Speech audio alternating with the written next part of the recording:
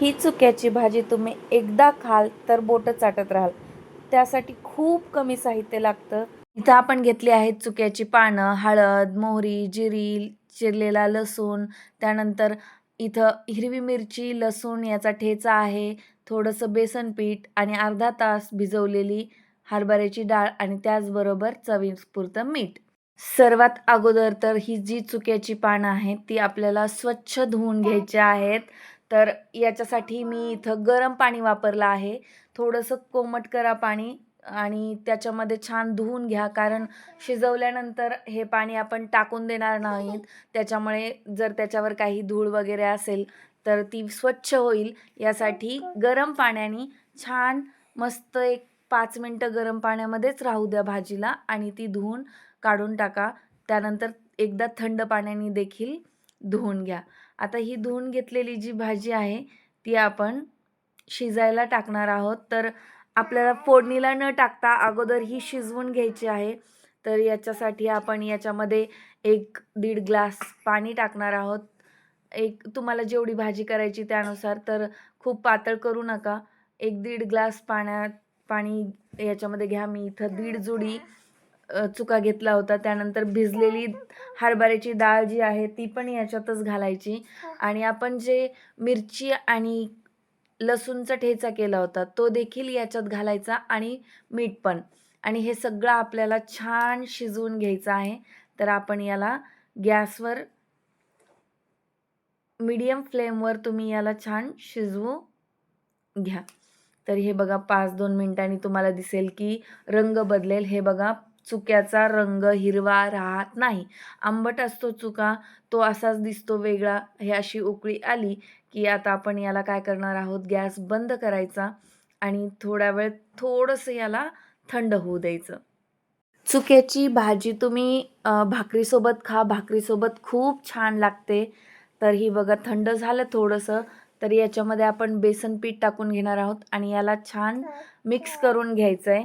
जास्त वेळ लागत नाही याला. याच्यामधल्या गाठी थोड्याशा फुटल्या पाहिजेत बेसनाच्या, म्हणजे हे छान लागतं. याला छान असं मिक्स करून घ्या. याने जर तुम्हाला चमच्याने होत नसेल तर असं जे विस्कर असतं आपल्याकडे, त्या विस्करच्या साहाय्याने तुम्ही छान याच्यातल्या गाठी फोडू शकता. तर हे असं झालेलं आहे आणि याला आपल्याला आता फोडणी द्यायची. तर फोडणीसाठी कढईमध्ये तेल घ्या. खूप कमी तेलात ही भाजी बनते, खूप तेलकट नसते, ऑइली लागत नाही. अगदी गावाकडची पद्धत आहे आणि चुक्याचं पाणी फेकून द्यायचं नाही, नाहीतर तो आंबटपणा निघून जातो. म्हणून आपण त्याला तसंच पाण्यासोबतच आपण त्या बेसन पिठाला मिक्स केलं आहे. त्यानंतर तेलामध्ये आपण थोडंसं जिरी, मोहरी आणि चिरलेला लसूण, त्याचबरोबर थोडीशी हळद घातली आहे आणि हे थोडं तडतडलं की याच्यामध्ये आपल्याला जो शिजलेला चुका होता, जे आपण हाटून ठेवलं होतं सगळं, ते ह्याच्यामध्ये घालून घ्यायचं. तर ऑलरेडी आपण मिरची घातलेली आहे, मीठ घातलेलं आहे. तुम्ही टेस्ट करून बघू शकता. जर तुम्हाला मिठाची गरज वाटली तर वरनं तुम्ही थोडंसं मीठ याच्यामध्ये ॲड करू शकता. तर अशा पद्धतीने तुम्ही गावाकडची अगदी चटपटीत आंबट अशी चुक्याची भाजी या उन्हाळ्यात करून बघा. उन्हाळ्यामध्ये तोंडाला अगदी छान चव येते याने. तर याला आपल्याला खूप वेळ शिजवायची गरज नाही आहे. थोडंसं बेसन शिजलं पाहिजे, यासाठी याला एक 10 मिनटं आपल्याला उकळी येईपर्यंत शिजवून घ्यायचं आहे. ही उकळी येते पण याचा इतका खमंग वास येतोय ना, ही गावाकडची आठवण करून देणारी भाजी खूप छान लागते. तुम्ही एकदा नक्की ट्राय करा, अशा पद्धतीने करा. हे बघा ही भाजी आपण पालक आणि शेपूसोबत सुद्धा करू शकतो. तर आपण पुढच्या वेळेस त्याची देखील पद्धत तुम्हाला मी नक्की सांगेल की शेपूसोबत आणि पालकसोबत कशी करतात ते. तर आपली भाजी इथं उकळून तयार आहे. तर अशी गरमागरम आणि ज्वारीची याच्यासोबत भाकरी, आहा! काय आनंद आहे ना, तुम्हाला मी शब्दात सांगू शकत नाही.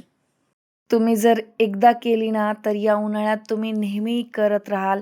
अशाच पारंपरिक घरगुती सोप्या रेसिपींसाठी चॅनलला सबस्क्राईब करा. Tata bye bye.